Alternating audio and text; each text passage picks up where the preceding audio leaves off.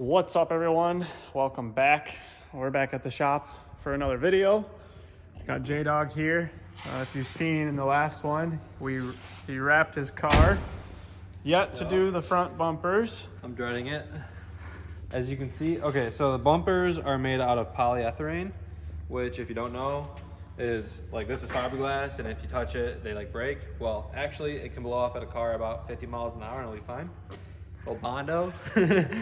But these are made out of like, it's just plastic, but like, they come like coated. So I have pictures, I'll send to Matt and he can drop them below, but it comes in a box, like maybe this big. And I got this bumper, those side skirts, that rear bumper, all in one little box. It's the KBD kit. So yeah. So you have to heat them up, they unfold, but because of whatever they use to make them, there's like a coating on it. So you have to use, what is it, Ajax, I think they call it? Yeah, like the bleach, like the, rubbing, cleaning. Use Ajax, boom, boom. The foaming cleanse. Use that in Scotch-Brite, and you're supposed to wait until it's like ashy. Yeah. And he said the wrap will stick right to the bumper, so. Yeah, we just have to, we have to do that yet, but got the rest of the car wrapped. Yeah. It came out really, it's it came decent. out, yeah, it's not. If you look real close, I didn't do much prep work because it's a drift car and I have a feeling I'm gonna ruin it, so I didn't really want to put a lot of time and effort into it. Mm-hmm. But I didn't want orange, so. Yeah, we not went with orange. like he's big into the military colors. Yeah. So if you know the Evo, we wrapped that military green, and then now he's got it with the military combat tan. Yep, and it's not called military, it's just combat tan. Yeah, whatever. It's a military color. But it is, yeah. I just like the colors, and the Army's pretty dope. Thank you to all the troops out there. Big Matt guy. It's the easiest to wrap. So today, we got a bunch of parts in over the last few weeks, and I got 5-lug hubs, and that's what we're going to be getting in today. We're going to be 5-lug swapping the hatch. All right, so there's this fuse box that's right here. This one right here. And I want to get it out of, so it's not flailing all around. So I was thinking about doing something like that. There's this hole already in the body right here. And then there's this mounting tab here. You can see it. It's mounting tab right there. So I got this piece of aluminum. I drilled a hole for the mounting tab that's in the box, and then I marked it. So I'm gonna cut it to length, and then just drill another hole here that would go through this one, and then put a couple bolts through it, and it'll be good. So I'm gonna go cut this right now, and then drill one more hole and see how it looks.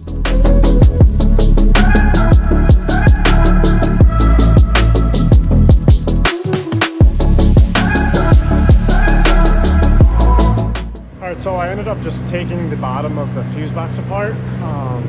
So there's these tabs right here, and you just use a pick, pop them out, drill the hole there, and then put my bracket, and it will just go just like that, and then put a nut on this right there, and then it'll be good to go.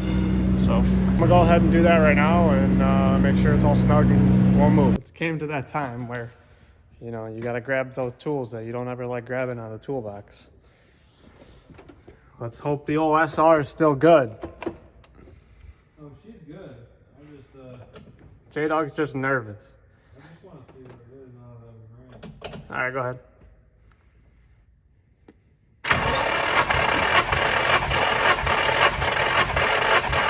Okay. Geese, 125.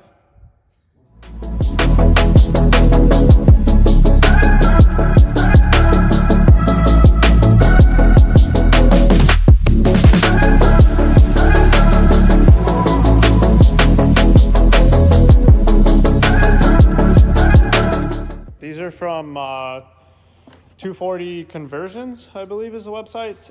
The same ones I put on the Sylvia, and I really like them. They're already fully assembled, come pre-lubed and everything. You just slap them on and that's it. So that's what we're gonna do.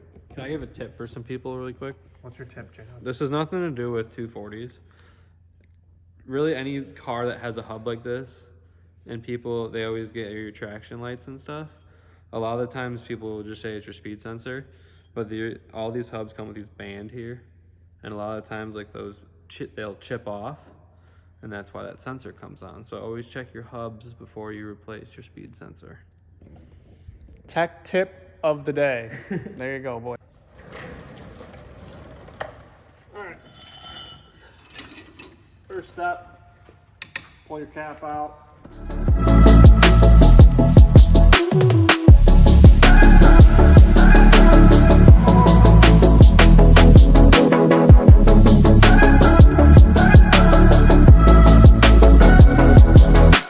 There's a cotter pin here. Use a pair of needle nose. Pull the two ends in. Pull your cotter pin out. And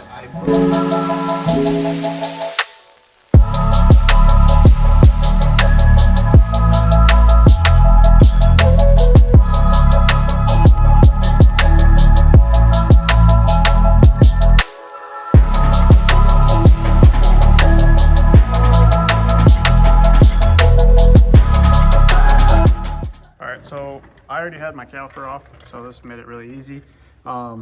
My rotors in the front were already drilled for 5 lugs, so slapped it on, put the caliper on, and then I'm gonna do the same thing on the other side. The rears is a little bit more intricate because you have 4 bolts on the back side of the knuckle that you have to pull out, and then you have the axle shaft nut inside the hub that you have to take off, and then the hub just slides off and then back on. But we'll get into that after I do the other side. What happened, Justin? We didn't film the rest of the compression test. What happened? Cylinder number 3 has got 130. They all got 130. Yeah. So SR good. It's running really rich at idle, and we just like kind of messed with the fuel pressure regulator. We've been messing with the ignition timing to see if it'll like fluctuate the AFRs at all. And I'm gonna try and ungap my super gap spark plugs and see if that does anything. All right, it's a new day. We're back at the shop. It's a freaking beautiful spring day here in Michigan. It's been a couple days since we were back up here. Justin is still playing with the SR, trying to figure out why it's running rich. It's nice enough to boost lead test it, so we'll try that. That's all it can really be, really. So. Yeah, fingers crossed. So we're going to jack up the rear. I got the front up swapped over as you saw, and then we got to do the rears. But Mr. Dalton is here doing some spicy things. What's going on over here, buddy? Well, you know, just, you know, new season, new wheels. You know how it is. So See, the BMW is going to be looking a little different this year. 18 by 9.5 plus 35. These are the first time I've seen these in person actually too, so. Pretty hot. Not bad. You know. Damn! They were re-drilled, so I'm not like super stoked about how these look. I'm not gonna lie, first time ever rocking ESRs. I know a lot of people talk a lot of shit about them and they don't like them. I really like this style of wheel, that's why I went with these ones. Yep, So I like them, they're sick. yeah, I love the style of them. And I got a little partial sponsorship, so it was cool. So it made it worth it. But we're gonna, not putting them on, we're just gonna mount some tires. I got 245, 35, 18s. I went with the Falcons, what were those? FK 510s, baby. Yeah. Isn't that what you got on yours? Yeah. Yeah. So we're gonna give them a try, see how it goes. But yeah. We're gonna mock up one side, just let's see how it looks. Got it. So what did you find out, Justin? So I did a boost leak test, and y'all know this pipe, obviously. You know, just take This it is off the real quick. this is the infamous one that That blew off in the front of the car. Yeah. Ran it over. Yeah. Got us back, but it had. Well, first of all, you jerry rigged it back to straight.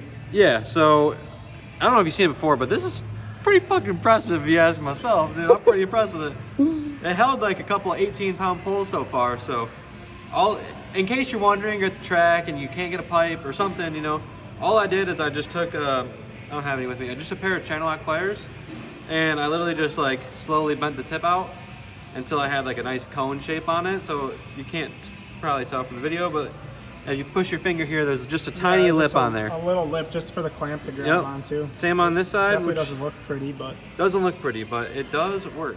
Yeah. So he just like one of the spots right here actually. Yeah. And I just stuck a piece in there that fit, and there's still a little dent here, but this was like dented in, so like air was coming right past there.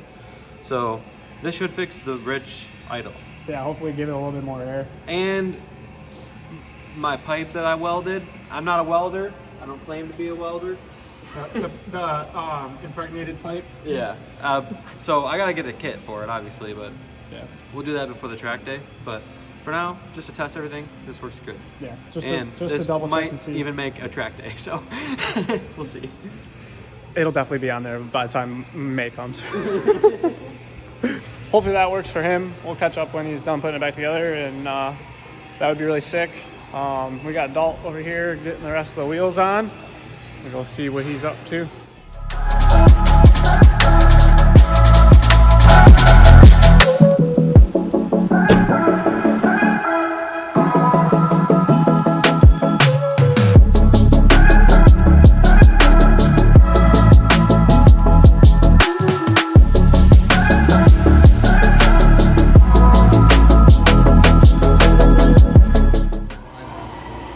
Looks good. Are you happy? Yeah, I'm pretty stoked. It's a lot better with the tire. The tire is way better. So it's plus 35 with a 12 mil spacer, so it's like a plus 27. And the main reason why I did that is because I went safe. And it's 9.5 all the way around because it's all-wheel drive. And yeah. Nice. So, I like it. Next update on Dalt's car, this thing will be dumb low and that minty fitment.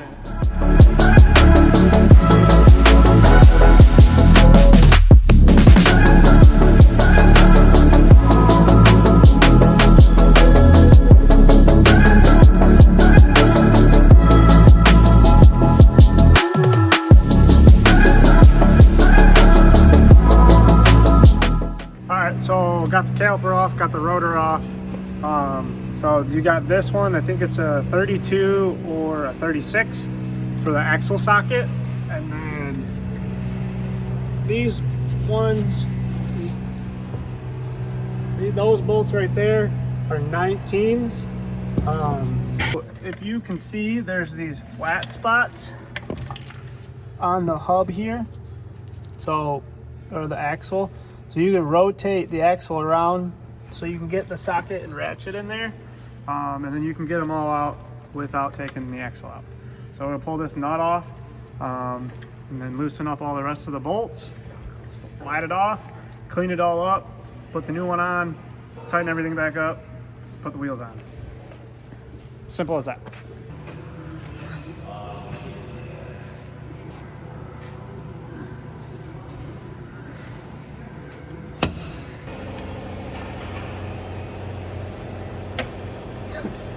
When you're crippled, and you make your dad do work on your car for you. I got that bottom one already. Yeah.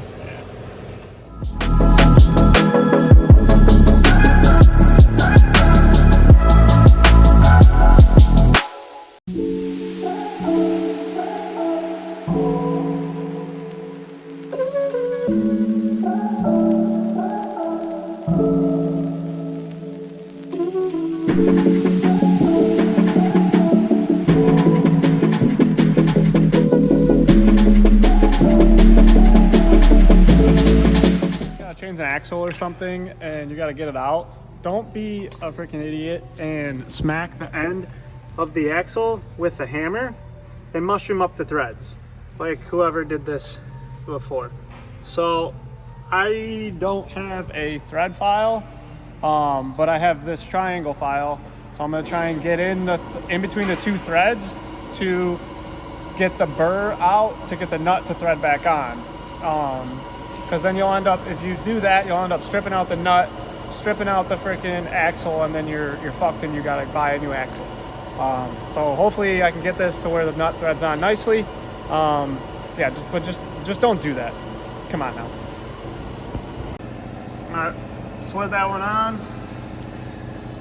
Cleaned up all the threads for the bolts. Little focus. Make sure you put a little bit of thread locker on there. I'm gonna use blue. And then just kind of tighten them as best you can. So yeah, I'll do that right now.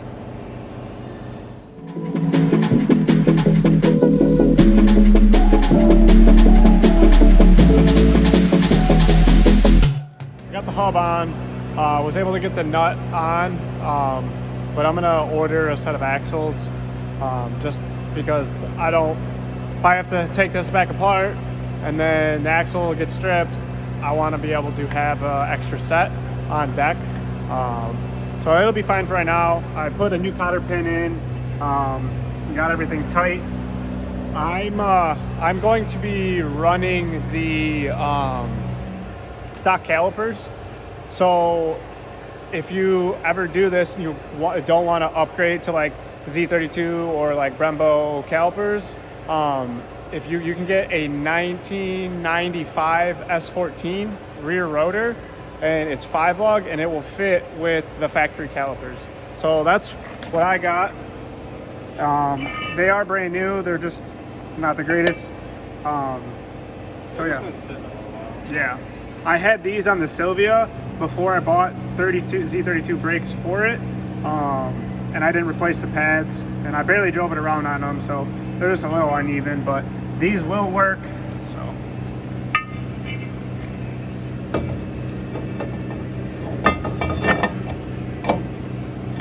that's about it.